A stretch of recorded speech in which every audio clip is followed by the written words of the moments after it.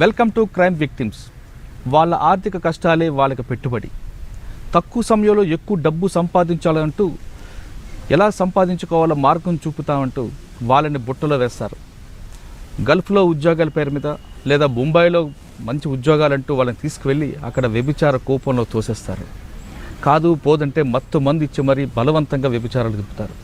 ఆ విధంగా కొంతమంది నెలల తరబడి, కొంతమంది సంవత్సరాల తరబడి ఆ వ్యభిచార కోపంలో మగ్గి తిరిగి ఒక స్వచ్ఛంద సంస్థ ద్వారా బయటకు వచ్చి వాళ్ళతో వాళ్ళ కన్నీటి గాథలే పరిచయం చేసే ఈ కార్యక్రమంలో ఈ వారం మన గెస్ట్ ఒక సీత అనే పేరు కాదా, ఇది మరో పేరు, కానీ మేము సీత అని పేరు మార్చాం.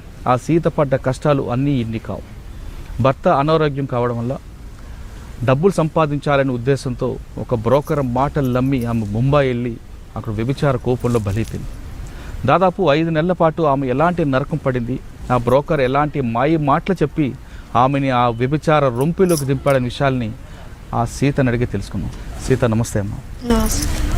తల్లి, హాయిగా కదిరిలో ఉంటూ కుటుంబంతో ఉన్న నీకు ఈ కష్టాలన్నీ ఎందుకు వచ్చాయి?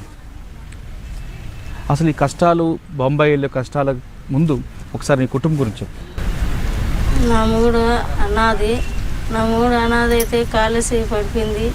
కాలేజ్ పడిపోయింటే కూలి పని చేసుకుంటా అంటే ఇక్కడేంది 10 రూపాయల కూలికి నువ్వు, అక్కడ 200 500 కూలికి నువ్వు 2 ఏళ్ళు అక్కడ ఉంటే నీ కుటుంబమే బతుకుతారు, నువ్వు బతికిపోతారు అని చెప్పారు.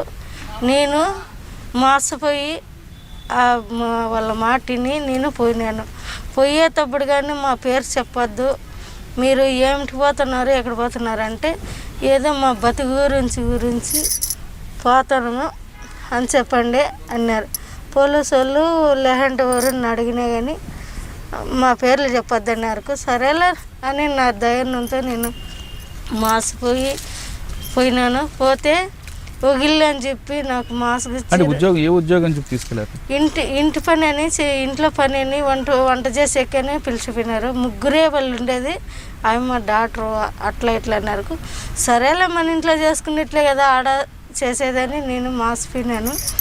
మాసిపోయిన దానికి ఆడ 2 నెలల పని చేయాలన్నారు.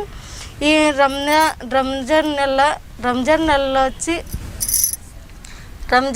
వచ్చి ఏందో అంత ఇంత ఇస్తారు, నా బతుకురికి కదా అని నేనుగా ఉన్నాను. 2 నెలలు చేసినాను. 2 నెలలు చేస్తే నాకు ఇంటి లెక్క ఇచ్చినారు. పై ఇంటి లెక్క ఏమన్నా ఏంటంటే లేదు ఇస్తారులే అని మాసుకు ఇచ్చి నన్ను పట్టుకొని కొట్టి నేను ఎడని నాకు ఇల్లు అని చెప్పారు. 2 నెలలు పని చేయను నేను చేయనంటే నేను 2 నెలలు పని చేసి నాకు కష్టం ఇచ్చేస్తే నేను 2 నెలలు అయినా చేస్తా, లేదంటే పట్టుకొని కొట్టారు. 12 గంటల రాత్రిలో నన్ను పిలిచిపోయి ఆఫీసులో ఇసిపెట్టి ఆఫీసులో వచ్చి నువ్వు ఎందుకు వచ్చినావు, ఎక్కడ వచ్చినావు అని పట్టుకొని కొట్టారు. నేను ఇంట్లో పనికేనా వచ్చినది, అమ్మ డాక్టరు ఇట్లా పలానోడు ఇసిపెట్టిండేదంటే నన్ను ఇసిపెట్టినప్పుడు కానీ వాడు చూసే కానీ ఏజెంట్ రాలేదు. వేరే పిల్లోళ్ళు వచ్చి వేరే ఊరు పంపిస్తే ఆడ 20 మంది మగవాళ్ళు, 10 మంది ఆడవాళ్ళు, పిల్లోళ్ళు 5-6 మంది. వాళ్ళు ఆడవాళ్ళు వంట చేస్తే 5 గంటలకు రొట్టె 12 గంటలకు ఇస్తారు. ఆ రొట్టె తిని 5 గంటలకు భోజనం తినాలో. రేపు 5 గంటలకు భోజనం పెట్టినారు. ఎందుకు ఈ కరం సమయాన్ని నేను ఏడ్చుకుంటా అంటే వాళ్ళు మగవాళ్ళు పైకి రా బరబరని పిలుచుకొని నన్ను ఏంటికి వచ్చిండేది, ఎక్కడ వచ్చిండేది అని ఏడ్చుకునే దానికి సిగరెట్ పగి ఇడిచిన దానికి నాకు తెలివి లేకుండా మతి లేకుండా అయిపోయినప్పుడల్లా వాళ్ళు శోధనం చేసుకోవాలని నన్ను ఎంతెంత కష్టాలు పెట్టినారు. అయినా కానీ కష్టాలు పెట్టినా నేను భరించినాను. అంటే ఆ రాత్రి ఎంతమంది ఉన్నారు? రాత్రులు రోజుకొచ్చి 2-3 అట్లా 12 ఏళ్ళ పిల్లోడు 15 ఏళ్ళ పిల్లోడు కన్నా తండ్రి చెల్లి ఇట్లా చూపించి కూర్చొని పెట్టి పని చేయని చెప్తాడు. తండ్రి కొడుకు ఇట్లా చేసేదంటే ఇట్లా చేయి అంటాడు తండ్రి.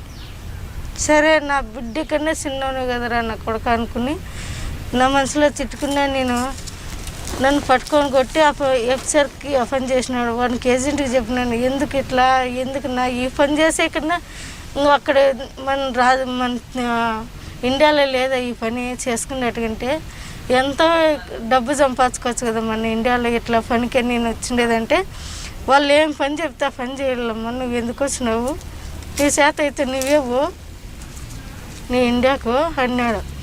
నేను పోయాక నాకు ఇంట్లో అంటే బయట వచ్చేయట్లేదు, ఒకే రొట్టె.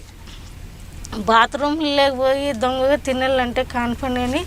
నేను ఎంతెంతో కష్టాలు పడి, నేను ఎంతెంతో బాధలు పడి, అంతంత వయసు పిల్లలు లేకపోయినా కానీ చిన్న పిల్లలు ఇది చేసుకొని అమ్మ అని అరిచినా కానీ వాళ్ళు నన్ను విడిసినలా. నా బిడ్డలకు నా మోనికి చెప్తే ఏమి చెప్పినారు, నువ్వు వద్దంట పోయినావు, ఎందుకు పోయినావు, నాకు ఎందుకు బతుకొని. నా మూడు తిక్కలోడు అయిపోయినాడు.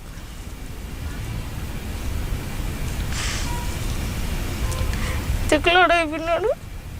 నేను చచ్చిపోతానని మాత్రలు మింగినా కానీ అక్కడ ఏమీ కాల.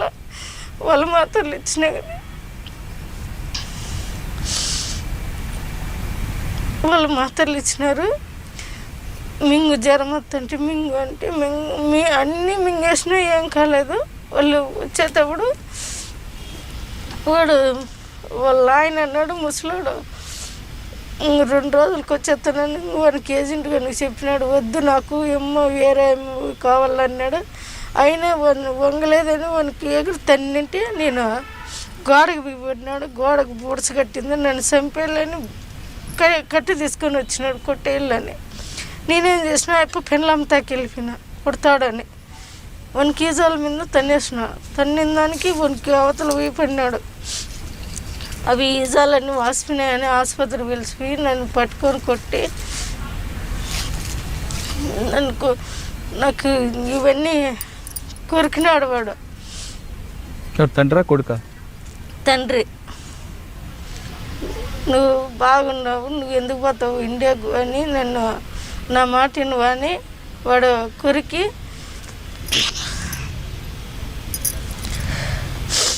కొరికినాడు. వాడు మా అమ్మకు పోయి చెప్పినాడంటే నన్ను చంపేస్తుందని వాడు ఏజెంట్ గడు చెప్తే, ఏజెంట్ గడు నువ్వు వచ్చినది ఏం పనికి, వాళ్ళు ఆ పని చెప్తే ఆ పని చేయాలని వాడు అంటాడు.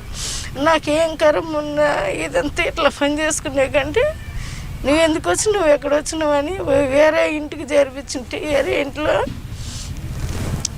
ఇంట్లో కానీ అట్లా జరిగా అన్నంలే అక్కడ నుండి మళ్ళీ నేను ఎట్లా అంటే అట్లా తిట్టి నన్ను ఇక్కడ పిలుచుకొని వచ్చినాడు.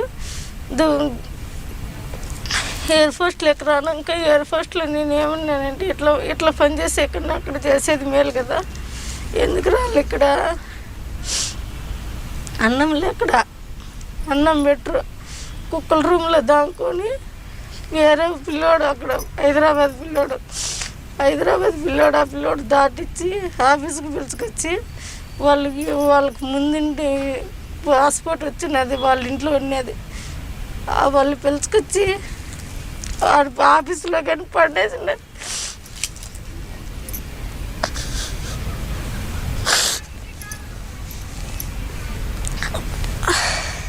గుడ్డలు లేకుండా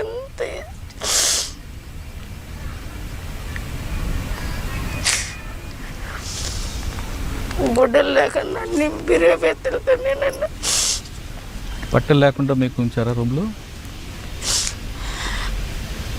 4 పోలీసు వాళ్ళు అక్కడ వాళ్ళే అమ్మ అని అరిచిన ఈడ్చిన.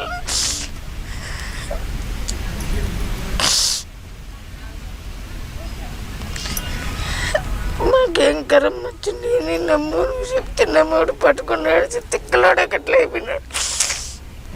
ఇంటికి వచ్చి దుబాయ్లో కొత్త దుబాయ్లో ఇడిచినలా నువ్వు ఆ పనికే పోయిండేదని దుబాయ్లో కానీ నన్ను పట్టుకొని ఆడ 4 పోలీసులు 2 రోజులు వేసుకున్నారు.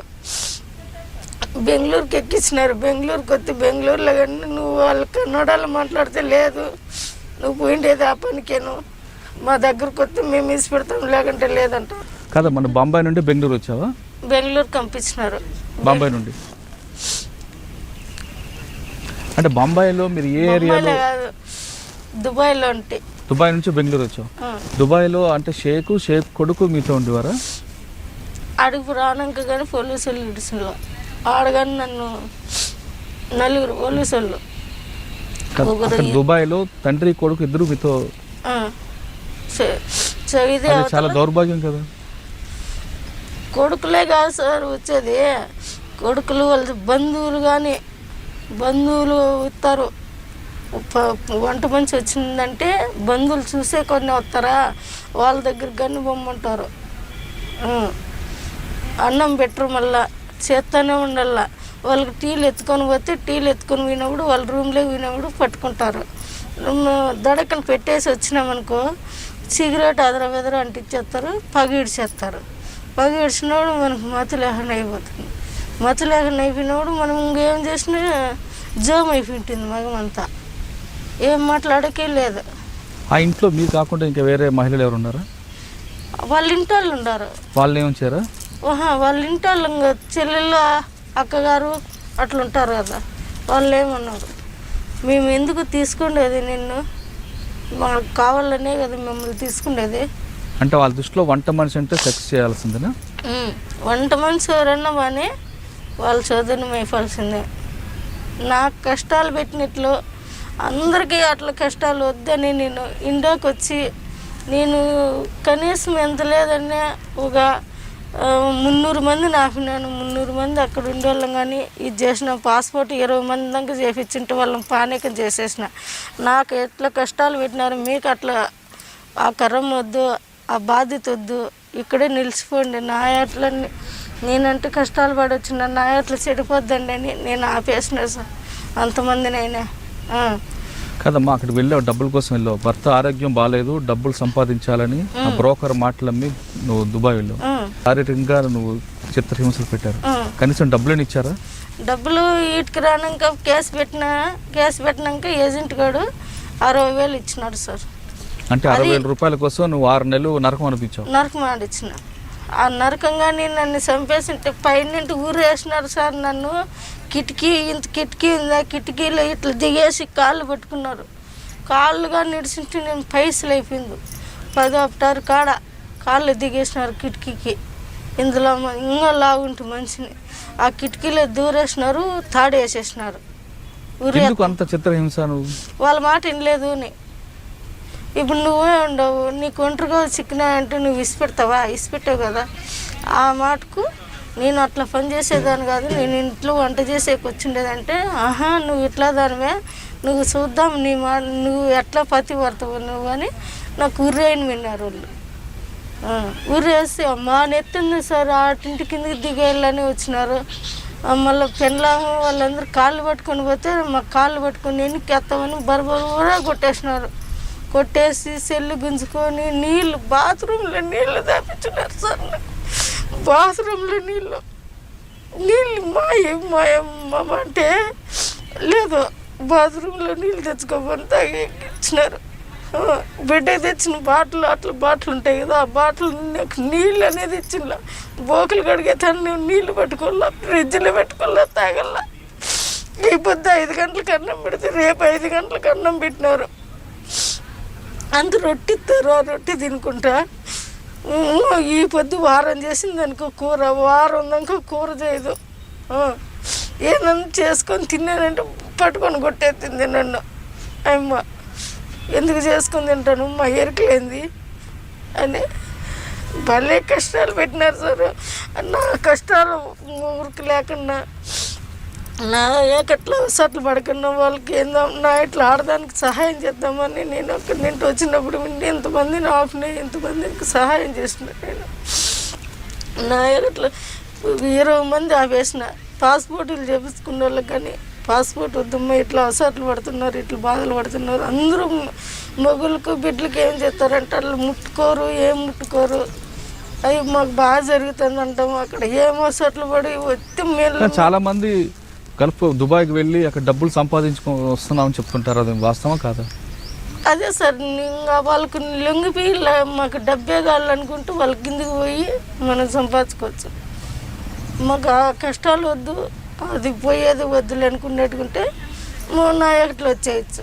నేను అదే నాకు అది తిరక్క నేను ఇప్పుడు అదే చెప్తాను. నాకు ఇవన్నీ ఇట్లా చేసేసినారు సార్.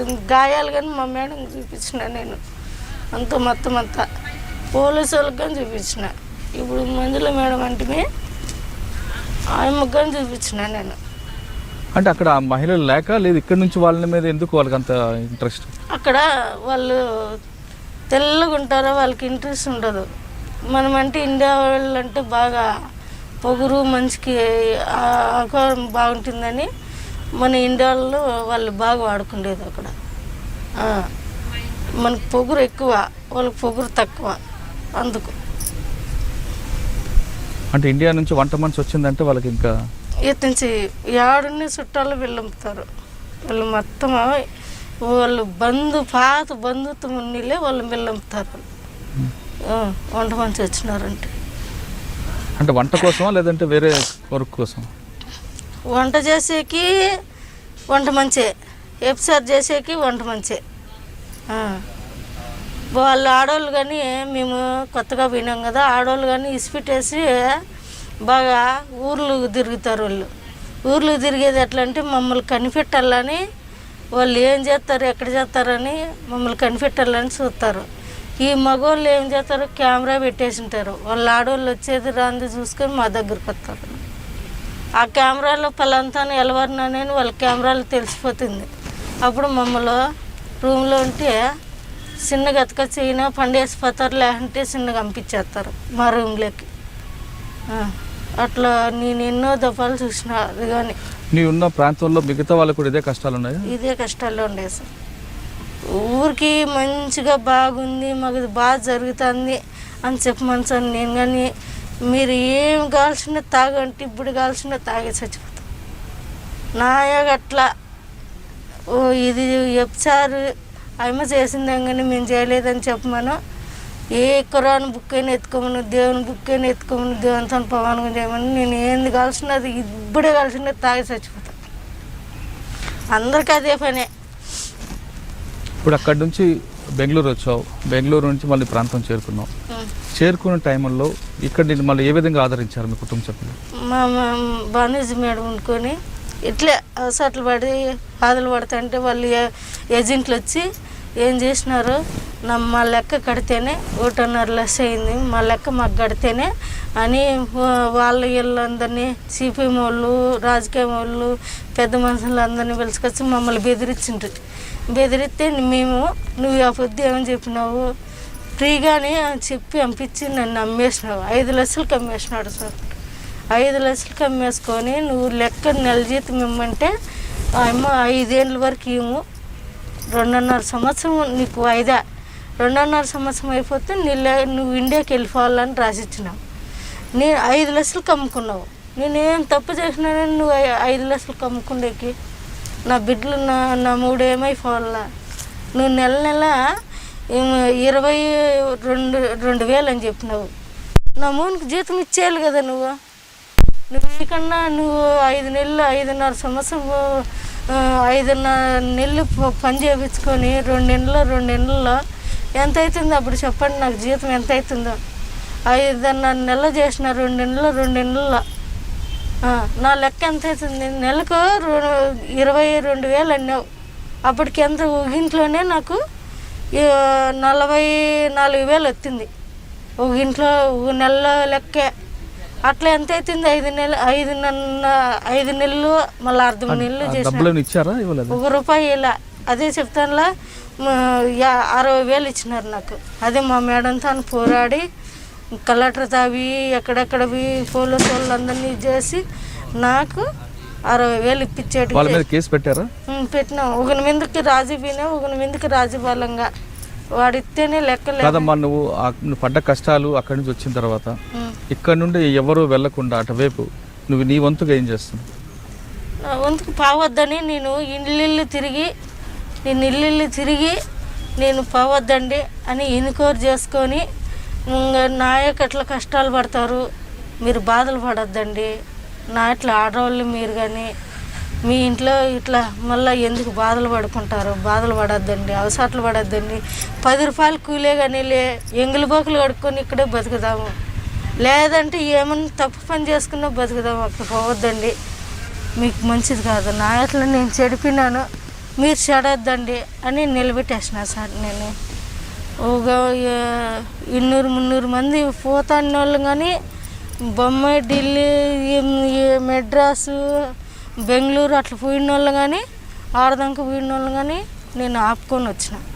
ఈడ పాస్పోర్ట్ చేయించిన వాళ్ళు కానీ ఏజెంట్లు ఏడాడ చేపిస్తున్నారు. అటుకల్లా పోయి 20 మంది బుక్కులు కానీ నా దగ్గర పెట్టుకోండి. 20 మంది బుక్కులు కానీ నా దగ్గర ఉండి మొన్న ఇచ్చేసిన నేను. కదమ్మ, ఎక్కువ ఈ కదిరి ప్రాంతం నుంచి ఎందుకు మహిళలు వెళ్తుంటారు? అంటే ఇక్కడ మాకు నేర్పు మాటలు ఎక్కువ పడినాయి సార్. నేర్పు మాటలు అక్కడ దుబాయ్ లెక్క ఎక్కువ, మెడ్రాస్ అక్కడ దండిగా లెక్క వచ్చింది, కువైట్ లెక్క వచ్చింది. అక్కడ అమ్ముకునేది మాకు ఆడవాళ్ళకి తెలియలేదు కదా. ఈ మత్తి మంది అనేది, ఈ నేర్పు మాటలు అనేది అట్లా జాతి అయిపోయినాయి. ఏదో 10 రూపాయలు సంపాదిద్దామని మేము ఇది చేసుకొని మేము అట్లా దుబాయ్ అట్లా ఇది చేసుకొని దుబాయ్లో కానీ ఒక వారము 3 నెలలు 4 నెలలు మా సెల్లులో కానీ ఉండి వాడు అమ్ముకొని ఆడ అందరినీ ఇది చేసుకొని పండబెట్టి లేకపోతే వాళ్ళు భయపడి ఇన్నాళ్ళు పెట్టుకుంటాడా అక్కడ పంపించాడైతే అని వాళ్ళు కానీ భయపడి మళ్ళీ వాళ్ళే ఇంకా ఈ కేసు పెట్టి అల్లరయ్యారు. వాళ్ళు ఏజెంట్లు భయపడి మళ్ళీ వాళ్ళని ఇసిపెట్టేసినారు. అప్పుడు వాళ్ళు కానీ వచ్చేసినారు, మళ్ళీ పోయినారు. మళ్ళీ వాళ్ళు భయపడి మళ్ళీ అక్కడి నుండి వచ్చేసినారు. ఇప్పుడు మా మేడంతో మళ్ళీ వచ్చినారు వాళ్ళు. ఇప్పుడు గల్ఫ్లో వెళ్ళిన దగ్గర ఆ ఇంటి ఓనర్ కొడుకు ఇద్దరే సెక్స్తో ఉంటారా, లేదా బయట వాళ్ళు కూడా తీసుకొస్తుంటారా? బయట వాళ్ళు కానీ ఇప్పుడు 10 మంది 20 మంది ఉండారంటే వాళ్ళ ఇంటి మగ పిల్లోళ్ళే వాళ్ళు వచ్చి ఇప్పుడు వస్తాడు, ఒక కొడుకు వస్తాడు. వాడు వచ్చి 2 జోడి వెళ్ళిపోయాక మళ్ళీ ఒకడు వస్తాడు 1 గంట తర్వాత డ్యూటీ చేసుకొని. వాడు డ్యూటీ చేసుకొని వస్తుంటే వాడు బట్టలు మార్చుకుంటాడు, నీళ్ళు పోసుకుంటాడు, పిలుస్తాడు. పోకుండా పోతే మనము పని చేసేకి వచ్చినాం కదా, పిలుతాంట్లో టీ చేసుకొని పోతా. టీ చేసుకొని పోతాంట్లో వాడు వాకిలు వేసేస్తాడు. వాకిలు వేస్తాంట్లో వాడితో ఉండి రావాల్సిందే. మళ్ళీ 1 గంట పోనాక ఒకడు వస్తాడు, వాడు అంతే టీ అని పిలుస్తాడు, వాడు అంతే. సాయంత్రానికి 10 మంది 15 మంది ఉండాల్సిందే. ఉండకని పోతే కొడతారు, ఏం దానికి వచ్చినావు నువ్వు అని. పక్కన పోతే కొడతారు, పోయినామంటే మనం తట్టుకోలేము. అంటే ఏ విధంగా హింసిస్తారా? హింసిస్తారా ఎందుకు గట్టిగా అరిచినామంటే దిండ్లేసి పగబెట్టి దిండ్లేసి అదం పడతారు నోటికి. ఆ పగ నోటికి తగిలి దిండి వేసే మనం తెలివి ఉండదు. వాడు ఎంజోడైనా ఉండొచ్చు, ఎంజోడైనా చేసుకోవచ్చు, వచ్చేయచ్చు. అరిసినా నేను అమ్మా అని అరిసినా కానీ ఇడిసిన వాళ్ళు ఇండియా వాళ్ళకన్నా వాళ్ళకి ఎక్కువ జాతి లావు. అమ్మ అని అరిసినా కానీ మనం తట్టుకోలేము. సైదు అరిసినా కానీ వాళ్ళు ఏం చేసినా ఏడుస్తారు. అవి ఏందో నూనె పూసుకొని ఇది చేసుకొని ఎందుకులే అవన్నీ చెప్తే మానం పోతుంది సార్ మాకి. అవన్నీ చెప్పాలంటే ఏమ్మా అంత ఇది చేసుకొని వచ్చినా కానీ పొద్దు ఎట్లా ఎట్లా చెప్తుందని మాకు ఇన్నాళ్ళ కానీ మానం పోతుంది సార్. మేము చెప్పాలన్నా కానీ మాకు ఇది చేసిన ఇట్లా ఇది చేసేసి ఏమి చెప్పుకుంటుంది అనుకుంటారని నేను ఏంది ఇయర్కో మా సార్ వాళ్ళకి అందరికి చెప్పేసినాము. అమ్మ రోజా మేడం తనకని చెప్పేసినాము. సెక్స్లో కూడా నరకం చూపిస్తారా? చూపిస్తారు సార్. వండుకోమంటారు, నిలబడుకోమంటారు, పండుకోమంటారు. కానీ అక్కడ మీరు తిరగబడడానికి అవకాశం ఉంటుంది. ఎట్లా సార్ మేము తిరగబడేది? మమ్మల్ని తిరగబడితే మమ్మల్ని కొడతారు. మేము ఏటు పడిందంటే మేము ఐస్లు అయిపోతాం. గుద్దినామంటే చచ్చిపోతాం. మాకు ఆయన పాటల్లో గుద్దితే చచ్చిపోతాం. భోజనం కూడా సరిగ్గా పెట్టరు. భోజనం ఈ పొద్దు 5 గంటలకు తింటే రేపు 5 గంటలకు సార్. ఏంది కర్బూజకాయ తినేది నేను, ఖర్జూరకాయ అంత రొట్టి ఇస్తారు, రొట్టి కానీ తినేకి లేదు. మొత్తం నీళ్ళు తాక్కుంటా ఆ కర్బూజ స్నానానికి దానికి బాగుంటుందా? పోసుకోకంటే మడ్డిగా ఉండవు, వాసన వస్తున్నావు, పోసుకో అంటారు వాళ్ళే. వాళ్ళ రూముల్లోనే పోపిస్తారు నాకు. మొత్తం అంతా నా శరీరం. కదమ్మా, అక్కడ నువ్వు గల్ఫ్లో ఉన్నావు, కష్టాలు పడ్డావు, బయటకు వచ్చావు. నువ్వు చేస్తున్న పని ఇంట్లో వాళ్ళు తెలిసి మీ ఊర్లో వాళ్ళందరూ నేను ఆదరించారా? నా మూడు ఆదరించుకున్నాడు సార్, నా బిడ్డలు కానీ తీసుకున్నారు సార్.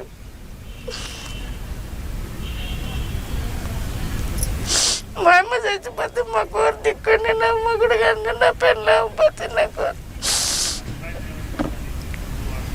ఊరున్నారు. మాకు తప్పు నేరం నా పెళ్ళం చేసింది చేయలేదండి, నా మొగుడు చేసుకున్నాడు సార్. నా మొగుడు అంత దేవుడు ఏడా చిక్కడు సార్. నాకు ఎంత మంచోడు. ఈ పొద్దు అంత తప్పు చేసి నా మొగుడు ముందు మాట్లాడతాడు, గోరు పెట్టి ఏడ్చుకుంటాడు నా మొగుడు. తెలిసిన నా బిడ్డలు అయితే మా అమ్మ ఎంత పని చేసింది, మా అమ్మ ఎందుకు, మా అమ్మ జీవితం ఏమన్నా అయిపోతుందని కావలికి వచ్చిండారు సార్. నా తను నా బిడ్డలు ఏమన్నారు, మా అమ్మ ఏమన్నా అయిపోతే, మా అమ్మ తప్పు చేసిందని అరేంజ్ చేసింది, మా అమ్మ ఎందుకు, మా అమ్మ ఏమన్నా అయిపోతే ఎట్లా అని కావలికి వచ్చిన్నారు నా బిడ్డలు. నా తన తప్పు చేసినానైనా నాకెందుకు ఈ జీవితం అన్నీ, కానీ మీరు నువ్వు చేస్తే చేతులేమ్మా, మా కుదరమే కదా, నువ్వు ఎంత పని చేసుకోండేదే అని నా బిడ్డలు కానీ నా మాట విన్నారు సార్. వాళ్ళు నీకు ఎంత కష్టాలు పడినా నీ భర్త నీ పిల్లలు నేను ఆదరిస్తున్నా, చాలా గొప్ప విషయం. తీసుకున్నారు సార్ నా బిడ్డలు. నా బిడ్డలు తీసుకున్నారు. నా మూడు ఈ పొద్దుడు కానీ గోడని ఎడతాడు నా మగన్ చూసినాడంటే. అట్లా మా మేడం పిలిచిందంటే నా మేడంతో అన్నీ చెప్తుంది, ఎడుతుందని నా మూడు గోడు అని ఏడుస్తున్నాడు.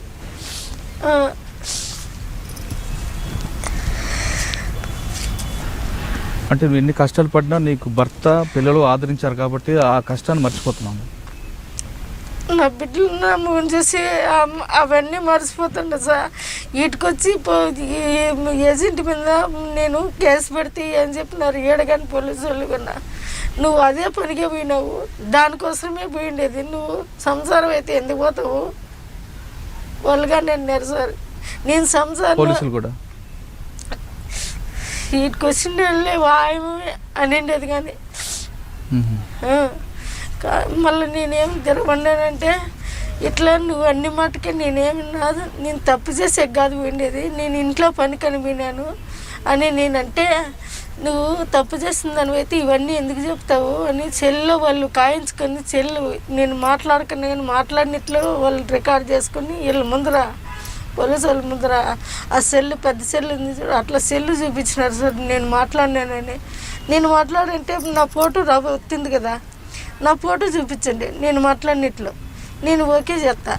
అంతవరకు నాకు ఇవన్నీ ఉత్తమాటలు నేనని నేను తిరగబడిన దానికి ఎమ్మ వండుకొని, నువ్వు లంజివేను సంసారం కాదు, నువ్వు లంజి కాకుండా నువ్వు అందూరం పోయి ఆ మాటలన్నీ మాట్లాడతావా అట్లా ఎట్లనే.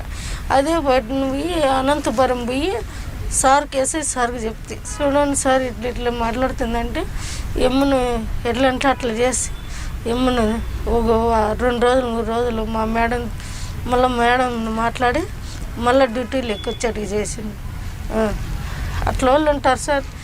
నేను తప్పు చేసేదానైతే లేరాను సార్.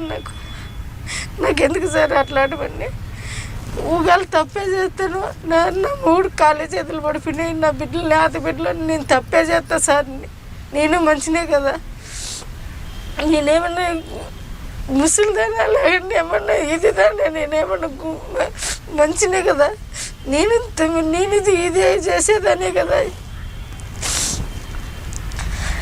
ఇప్పుడు ఇంత కష్టపడ్డావు, నీ భర్త అనారోగ్యం అయ్యారు, ఆయన బాగు చేద్దామని వెళ్ళావు, కానీ కనీసం ఆరోగ్యాన్ని బాగుపడింది లేదు సార్. అట్లే ఉన్నాడు. మొన్నగాని బాగలేనట్టు మొన్న 15,000 అప్పు చేసుకొని దేవునితో పోయినాను. పిల్లోనికి కాలు విరిగి 1.5 అప్పు చేసినాను. ఆ పిల్లోనికి కానీ బేల్దారి పని చేసుకుంటాను. ఇప్పుడు చిన్నపిల్లోడు బేల్దారి అయినాడు. ఆ పిల్లోని పట్టుకునేది ఇద్దరు పని చేస్తున్నారు. ఇప్పుడు మీరేం చేస్తున్నారు? బేల్దారి పని పోతాడు సార్, మేస్త్రి పనికి. ఇంకేం చేయాలి సార్, కూలీ చేసుకునేది, బిడ్డకు చూపించేది, నా మౌనికి చూపించేది, ఇంట్లో తినుకుంటూ ఉండేది. అట్లున్నాను సార్. ప్రభుత్వం నుంచి ఏమైనా సహాయం వచ్చింది? ఏం సహాయం లేదు సార్. నాకు 1 రూపాయి కానీ సహాయం చేసిన వాళ్ళే లేరు. మేడం ఉంది, ఆయన పోయిందా 150 ఇస్తే నేను తినలా. బియ్యం కంటే వేసి ఇచ్చింది, తిన్నాను. ఆయన నిలబెట్టింది, నిలబడినాను. ఆయన దీపంతోనే ఉండా సార్. నేను ఈ బుద్ధుడి కానీ నాకు కష్టాలు పెట్టిన ఆయన తాకు వచ్చినప్పుడు వింటే 100 కానీ 50 కానీ చేతికిత్తింది. చూడమ్మా, ఆఖరిగా చెప్పు, మీ ప్రాంతం నుంచి నీలాగా కష్టాలకి తక్కువ సమయంలో డబ్బులు సంపాదించాలను లేదా గల్ఫ్లో ఉద్యోగాల పేరు మీద వెళ్తున్న వాళ్ళకి నువ్వు ఇచ్చే సలహా ఏంటి? అక్కడ వద్దు సార్, ఇక్కడ కూలి నాళ్ళు చేసుకొని తినొచ్చు. కానీ నా ఇట్లా ఆడ మనుషులకు మగవాళ్ళకి కానీ కష్టాలు పడకన్నా నేను మాత్రం ఇంతమందిని ఆపుకున్నాను. నా తల్లిదండ్రులు, నా బిడ్డలు, నా వాళ్ళకట్లా నా కుటుంబం అట్లా నిలబెట్టుకొని నేను వాళ్ళకి మేలు చేసినాను. పావద్దండి అమ్మ అని నేను చెప్పుకొని నిలబెట్టేసిన సార్. ఇక్కడ కనీసం మీరు 4 గంటలు బోకులైన కడుక్కొని తినొచ్చు, పావద్దండి అమ్మ అని చెప్పుకుంటాండ సార్. వాళ్ళకి సహాయం చేస్తాండ నేను. గల్ఫ్లో ఉద్యోగాల పేరు మీద వెళ్ళే యువకులకు సీత చెప్తున్న మాటలు ఒక సారాంశం. చాలా చక్కటి మెసేజ్ ఇచ్చింది. పరిగెట్టి పాలు తాగకనే నిలబడి నీళ్ళు తాగండి, ఉన్న దాంట్లోనే కష్టపడండి, ఇక్కడే కష్టపడి ఇక్కడే సంపాదించుకోండి. కానీ బ్రోకర్ల మాటలు విని గల్ఫ్లోకి వెళ్ళి వ్యభిచార కోపంలో దిగి అక్కడ మీ రక్త మాంసాలు అమ్ముకునే వారికి మీరు బలి కావద్దు. అక్కడ కేవలం సెక్స్నే కాదు, సెక్స్ని వాళ్ళు నరరూప రాక్షకులుగా చూపిస్తారు అంటూ సీత చెప్తుంది. ఈ మాటలు ఖచ్చితంగా ఇప్పుడున్న యువకులు వింటారని ఆశిద్దాం. ఇది ఈ వారం సీతతో ఎక్స్క్లూజివ్ ఇంటర్వ్యూ. వచ్చే వారం మరో గెస్ట్తో మళ్ళీ కలుద్దాం. అంతవరకు నమస్కారం.